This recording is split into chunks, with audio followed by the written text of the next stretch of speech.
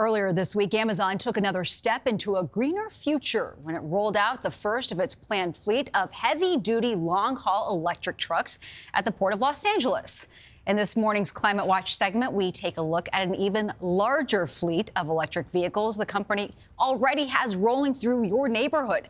Thousands of Amazon's electric delivery vans have already delivered more than 580 million packages nationwide.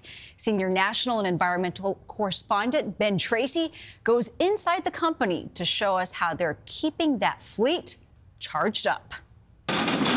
It's 7 a.m. at an Amazon warehouse just outside of Seattle. Drivers are loading up their trucks. Alpha pad, engines on! And rolling out for a day of deliveries. This is like getting a brand new office, right? Yes, that's right. Sylvia Farfin started driving one of Amazon's new electric delivery trucks last year. It's very smooth, and the electrical vehicle is very spacious. Had you ever driven an EV before? No, this is my very first time.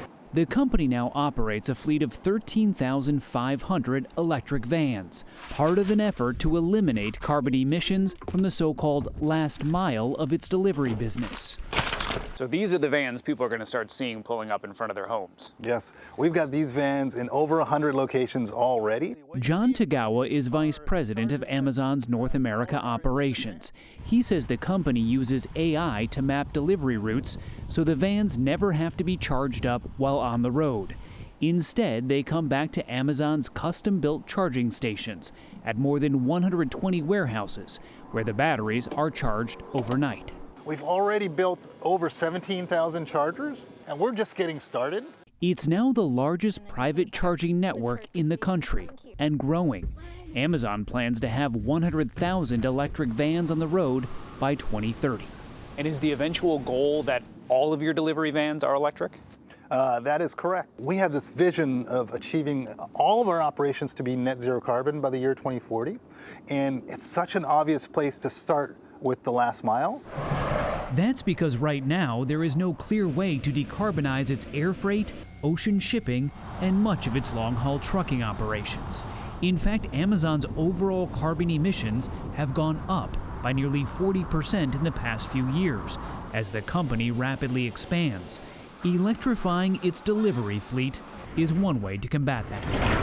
When you're picking one of these charging locations, you need to make sure that you can get connected to the grid. Yeah. Tom Champananical's job is to make sure Amazon gets all the necessary local permits and approvals to bring power from the grid to its charging stations. Has this been one of the more challenging parts of this? It is definitely one of the challenging parts. It's the longest pole for sure. It's what takes the longest time to get going because the power is a critical part of it. And Amazon faces another potential challenge. Most of its electric vans are made by Rivian, which was once the darling of the EV world.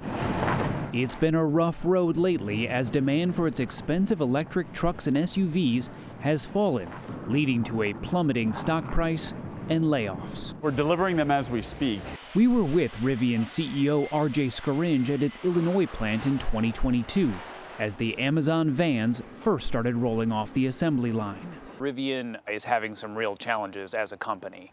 Are you concerned at all about their ability to keep delivering these vans for you? You know, Rivian has been a tremendous partner for us, and we're excited about that partnership. Is that a yes or a no? We're excited about the partnership with Rivian. That's all I can say. Do you feel safer in this vehicle? Yes, I do. Delivery drivers like Sylvia Farfin say 360 camera sensors make the new vans feel safer. And now that she's gone electric... Do you think you could go back to driving one of the old gas-powered vans? No, not at all. I like this way too much for me to go back to a regular van. For CBS Saturday Morning, I'm Ben Tracy in Seattle. I mean, if they can figure it out, it's going to be helpful to everybody else. Because what do you say? 13,500 vans so far, more than 17,000 chargers. The goal is to build more than 500,000 of them across the country in the coming years, so that anyone can plug in. Right. If they can do it, other companies have to start looking at themselves and their vans and say, can we use this technology and move forward and help. And it may only be one leg of the journey, but I always think you got to start somewhere. Yeah, absolutely. Planes aren't coming out of the sky right now. That's not changing. And when you're depending on Amazon for things even as small as toilet paper and paper towels, every little bit helps in getting to that net zero carbon. But Amazon talks about that last mile. Most of the last mile deliveries are done by the Postal Service. So until the Postal Service figures this out, you still have the carbon emission. You're going to have a lot of carbon emission coming from It's those interesting, vehicles. though, because their haul isn't as long in the Postal Service. Obviously, I know it's a change. It's money that you have to invest to have these trucks, but it's just interesting, though.